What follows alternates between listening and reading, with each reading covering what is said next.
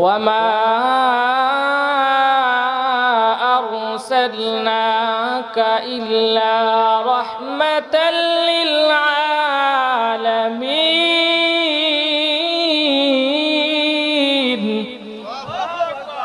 আল্লাহ বলছেন, হে নবী, হে পয়গম্বর, আপনি সারা দুনিয়ার মানুষকে জানায় দেন যে সারা দুনিয়ার মানুষেরা তোমরা শুনিয়া রাখো, হে সাহাবায়ে কেরাম তোমরা শুনিয়া রাখো, ওয়ামা আরসালনাকা ইল্লা রাহমাতাল লিল আলামিন, আল্লাহ তাআলা আমাকে তোমাদের মধ্যখানে মাঝখানে আমাকে আল্লাহ রহমত স্বরূপ পাঠাইছেন।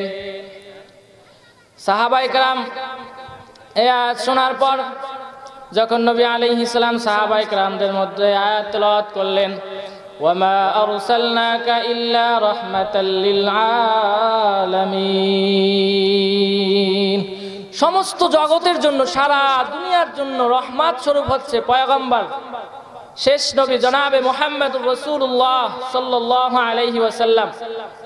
এরপরে আর কোন নবী আসবেন না। আমার নবী হাদিসের ভিতরে বলছেন, আনা খাতামুন নাবিয়িনা লা নাবিয়্যা বাদি, ও আমার উম্মতেরা জানিয়ে লও আমি হচ্ছে শেষ নবী, আমার পরে আর কোন নবী আসবে না। ওই যে দেখো তুমি মির্জা গোলাম আহমদ কাদিয়ানী, ও ভণ্ড প্রতারক, ও শেষ নবী না। যতই কোরআন এবং হাদিস থেকে দলিল দেও, মির্জা গোলাম আহমদ কাদিয়ানী কোনোদিন শেষ নবী হইতে পারে না। এটা মুসলমানদের আকীদা হতে পারে না। কোন মুসলমান মির্জা গোলাম আহমদ কাদিয়ানীকে শেষ নবী মানতে পারে না। আমি বলতেছিলাম যে ওয়ামা আরসালনাকা ইল্লা রাহমাতাল লিল আলামিন, আল্লাহ তাআলা নিজে বলছেন, ওগো রাসূল আপনি হচ্ছেন জমানার জন্য রহমত স্বরূপ। আল্লাহ তাআলা অন্য আয়াতে নবী আলাইহিস সালামকে বলছেন, ইন্নাকা লাআলা খুলুকিন আযীম, আপনি হচ্ছেন উত্তম চরিত্রের অধিকারী। সারা দুনিয়ার ভিতরে যত মানুষ আসবে, সারা দুনিয়ার ভিতরে যত মাখলুক আসবে, যত জিনিস আসবে, যত পীর মাশায়েখ মুফতি মুহাদ্দিস আলেম হাফেজ, সবার চেয়ে বড় হাফেজ আপনি, মাওলানা মুফতি যত কিছু আসবে আলেম ওলামা, আমার রাসূল সবার উস্তাদ, সবার উপরে উঠতে আমার রাসূলের জায়গা, আমার নবীর জায়গায় অন্য কাউকে দিলে হবে না। তো সাহাবায়ে কেরাম নবীর সাথে চইলাই তারপর এত বড় দামি হয়েছেন। সিদ্দিক আকবর আবু বকর সিদ্দিক কোনোদিন সিদ্দিকে আকবর ছিল না। ওমরে ফারুক রাদিয়াল্লাহু তাআলা আনহু কোনোদিন ওমর ছিল না। এইভাবে করে রাসূল সাল্লাল্লাহু আলাইহি ওয়াসাল্লামের সোহবতে থাকতে থাকতে থাকতে থাকতে তারা এত দামি হয়ে গেছে। তারপর দামি হইতে হইতে তারা সিদ্দিক, তিনি সিদ্দিক উপাধি পাইছেন। আবু বকর সিদ্দিকের ঘটনা যদি আমি বলতে থাকি সারা রাত বললেও আবু বকর সিদ্দিকের ঘটনা শেষ হবে না। হযরত ওমরের ঘটনা যদি বলতে থাকি সারা রাত বললেও ওমরের ঘটনাও শেষ হবে না। সাহাবায়ে কেরাম প্রত্যেক সাহাবায়ে কেরামই দামি। 4 জন সাহাবী 10 জন সাহাবী জান্নাতের সুসংবাদ পাইছে। তার ভিতরে আমার রাসূল নিজের মুখে জান্নাতের সুসংবাদ যে সাহাবায়ে কেরামদেরকে দিবেন, আমার রাসূল বলছেন, আবু বকর ফিল জান্নাহ, ওমর ফিল জান্নাহ, ওসমান ফিল জান্নাহ, ওসমান ফিল জান্নাহ, জুবায়ের ফিল জান্নাহ, তালহা ফিল জান্নাহ, এভাবে করে আব্দুর রহমান ইবনে আউফ ফিল জান্নাহ, এভাবে করে 10 জন সাহাবীর নাম আমার রাসূল বলিয়া গেছেন। খলিফাতুল মুসলিমিন ওমর ফারুক রাদিয়াল্লাহু তাআলা আনহুর একটা ছোট্ট ঘটনা বলে আলোচনা শেষ করব। খলিফাতুল মুসলিমিন কেমন বাদশা ছিলেন, কেমন শাসক ছিলেন, ও দুনিয়ার মানুষেরা, আজকে যদি ওই রকম ওমর থাকতো আমার নবীর বিরুদ্ধে নাস্তিকরা কথা বলার সাহস পাইতো না। আমার নবীকে চরিত্রহীন বলিয়া গালি দেয়। তুমি ঘরে বসে বসে, ঘরের কোনায় বসে বসে আশিক রাসূল দাবি করো। না না না, সত্যিকারের প্রকৃত মুমিন ছিলেন সাহাবায়ে কেরাম। সাহাবায়ে কেরামের উপর আল্লাহ তাআলা রাজি খুশি হয়ে গেছেন। হযরত ওমর ফারুক রাদিয়াল্লাহু তাআলা আনহু কেমন শাসক ছিলেন, আর আমাদের জমানার শাসকরা কেমন। ছোট্ট একটা ঘটনা, মদিনার ভিতরে একজন লোক ছিল, তার নাম ছিল জুনায়েদ। জুনায়েদ কি করত, আমাদের সমাজে গান বাজনা করে এমন লোক আছে না, শিল্পী আছে না, বাউল শিল্পী আছে না, শিল্পী আছে না, গানের শিল্পী, অনেক রকম শিল্পী আছে। তো জুনায়েদ ওই রকম শিল্পী ছিল। কিন্তু জুনায়েদ যখন ওই শিল্পী ছিল, যখন জুনায়েদ বুড়া হতে লাগলো, বৃদ্ধ হলে কণ্ঠ যখন ছোট হতে লাগলো, তখন জুনায়েদ ভাবতেছে, হায় রে, আমার কি হবে? আমি তো আর এই কণ্ঠ দিয়ে মানুষদেরকে শোনাইতেও পারবো না। আমার কণ্ঠ জুনায়েদ যেই জায়গায় গান গায় সবাই চলিয়া যায়, কারণ বৃদ্ধ মানুষের কোনো দাম থাকে না, থাকে নাকি? আজকে যুবকদের যেই সমাজে যেই পরিমাণ দাম, বৃদ্ধর কিন্তু ওই পরিমাণ দাম নাই। তাদেরও এক সময় দাম ছিল, কিন্তু আজকে তাদের দাম না। জুনায়েদ ওই কথা ভাবতে ভাবতে অস্থির, বলতেছে আল্লাহ আমি কিভাবে থাকবো, কিভাবে আমার রুজি অর্জন হবে? আমি তো মানুষকে গান শুনায় শুনায়, মদিনার মানুষকে গান শুনায় শুনায় তারপর আমি জীবিকা উপার্জন করতাম, কিন্তু আমার এখন তো সব শেষ, আমার কণ্ঠ নাই, আমার বয়সও নাই, আমি এখন কিভাবে গান শোনাবো, কিভাবে আমি মানুষকে কন্টিনিউ শোনাবে আমার শুনায় আমার রিজিককে উপার্জন করব? জুনায়েদ এই চিন্তায় অস্থির, কিন্তু এই জুনায়েদের মনের খবর আমার আল্লাহ স্বয়ং দেখছে। খলিফাতুল মুসলিমিন মসজিদে নববীর ভিতরে ঘুমানো ছিল।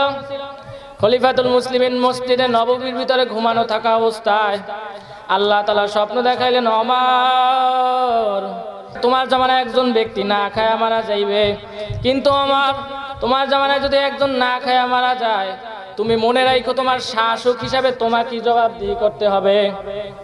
খলিফাতুল মুসলিমিন এই কথা স্বপ্নের ভিতরে দেখলেন। স্বপ্নের ভিতরে দেখার পর খলিফাতুল মুসলিমিনের ভিতরে খবর হয়ে গেছে যে হায়রে আমার যদি এই জবাবদিহিটা দেওয়াই লাগে তাহলে আমার কি বাচ্চা হয়, কি লাভ? আগের যুগের সাহাবায়ে কেরাম এভাবে ছিলেন না যে ক্ষমতা ছাড়তে চাইতেন না, ওইদিকে যাব না। খলিফাতুল মুসলিম এভাবে করে আল্লাহ তাআলা স্বপ্নে দেখাইলেন যে ওমর ওই ব্যক্তি জান্নাতুল বাকির কবরস্থানের ভিতরে আছে।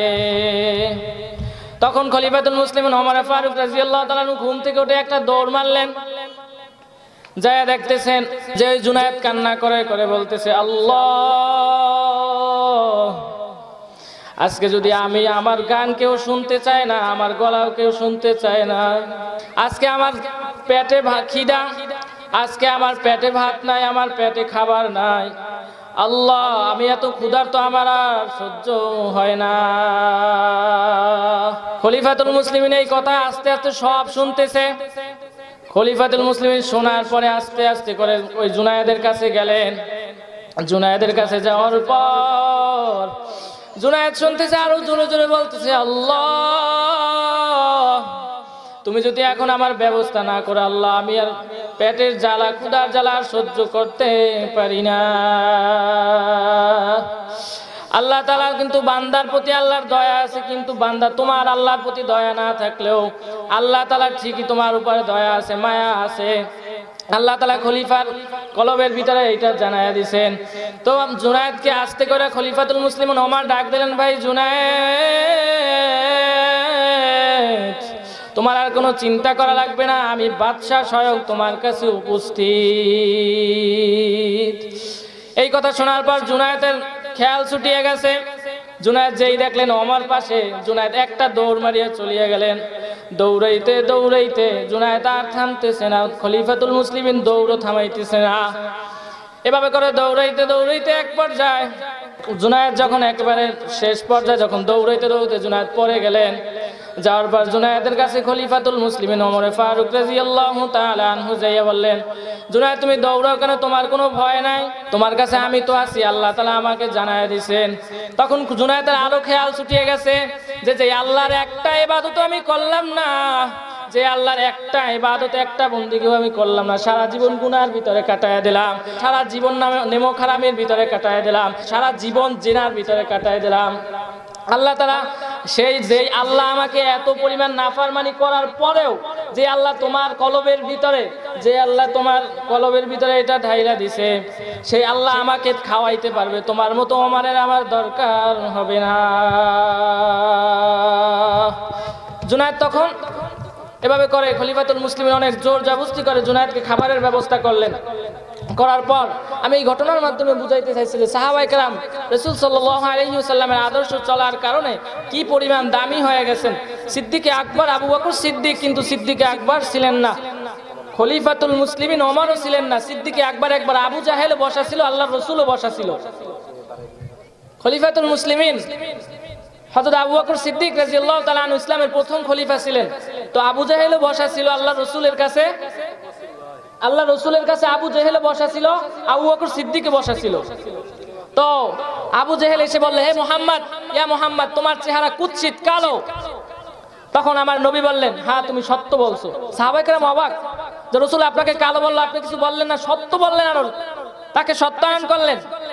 তখন আবু বকর সিদ্দিক বললেন, পয়গম্বর, আপনার চেহারা কে বলছে অসুন্দর? আপনার চেহারা তো অসুন্দর না, আপনি তো অনেক সুন্দর। আপনার চেহারা না দেখে যদি আমার খাবার না খাইয়া থাকি, তারপর আমার ক্ষুধা নিবারণ হয়ে যায়। আবু বকর সিদ্দিককে পয়গম্বর বললেন, আবু বকর তুমিও সত্য বলছো। সাহাবায়ে কেরাম তো আশ্চর্য হয়ে গেলেন। নবী আলাইহিস সালামকে জিজ্ঞাসা করলেন, আবু বকর, আল্লাহ রসুল সাল্লাল্লাহু আলাইহি সাল্লামকে সাহাবায়ে কেরাম জিজ্ঞাসা করলেন, হে আল্লাহ রসুল, আপনি আবু জেহেলে বললো কালো আপনাকে, তাও বললেন সত্য। আবু বকর সিদ্দিক বললেন যে আপনি সুন্দর, তাও বললেন সত্য। তো সাহাবায়ে কেরাম, উপস্থিত সাহাবায়ে কেরামকে নবী আলাইহিস সালাম বলতেছেন, ও সাহাবীরা, তোমরা জেনে রাখো, আবু বকর সিদ্দিকের কলব ফর্সা, কলব সুন্দর দেখাই আজকে আমাকে ফর্সা বলতে পারছে। আর আবু জেহেলের কলব হচ্ছে পচা, দুর্গন্ধযুক্ত। ও কেমনে আমাকে কাল সাদা দেখবে, ফর্সা দেখবে, সুন্দর দেখবে? আমাকে তো সুন্দর দেখবে না।